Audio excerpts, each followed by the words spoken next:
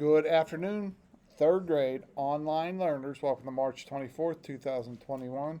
Me, Mr. Monzo, science class, and this is our second attempt. We're having some computer difficulties in case we don't get this all recorded today. But we have a website that had like a PowerPoint on it, so I'm going to read a little and then ask for some summaries.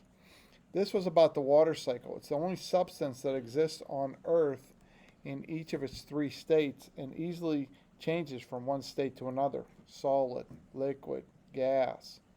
Okay? So when water changes the state in the water cycle, the total number of water particles remain the same. The changes of state, including melting, sublimation, evaporation, freezing, condensation, and deposition. All changes of state involve transfer of energy. Okay, and then there's a little article there. Student sheet 2, if you scroll down, it talks about how solid ice gains heat and it changes the state from solid ice to liquid water, and that's called melting. Now, a new term is sublimation. The change directly from a solid to a gas without becoming a liquid is called sublimation. On a crisp, dry winter days, you might notice that snowbanks shrink or ice gradually disappears without first becoming slushy and wet. When water is absorbed through heat, it becomes a gas, water vapor. This is called evaporation. First time I heard of that sublimation before. It goes on, talks about transpiration, talks about how plants breathe, and that is transpiration. And condensation, when water vapor loses thermal energy and becomes liquid water. Then it shows deposition, and that talks about when water vapor changes the state directly from a gas to a solid. There's some pictures there. And they show surface water and groundwater. Some good pictures there. And precipitation, polar ice sheets, ice caps, glaciers, freezing, ice. That's on page 4. And they say modeling and observing, and they want you to observe different states of matter. So the last couple slides are just if we would actually watch ice melt, which that would take quite some time, so we don't have that kind of time in class for some of the things they're asking for us to do. Then there's an analysis page. I think most of the good information is on the first couple pages, guys.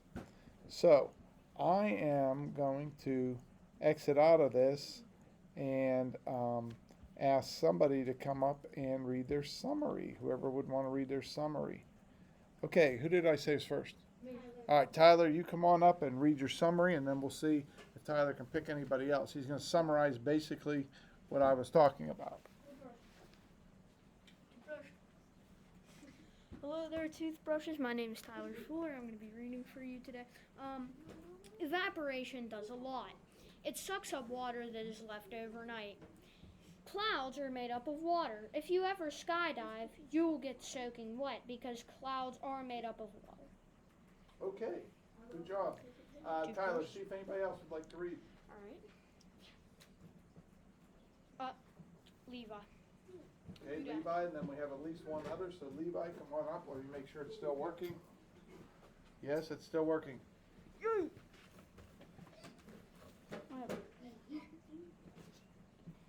Did you know that somehow water only exists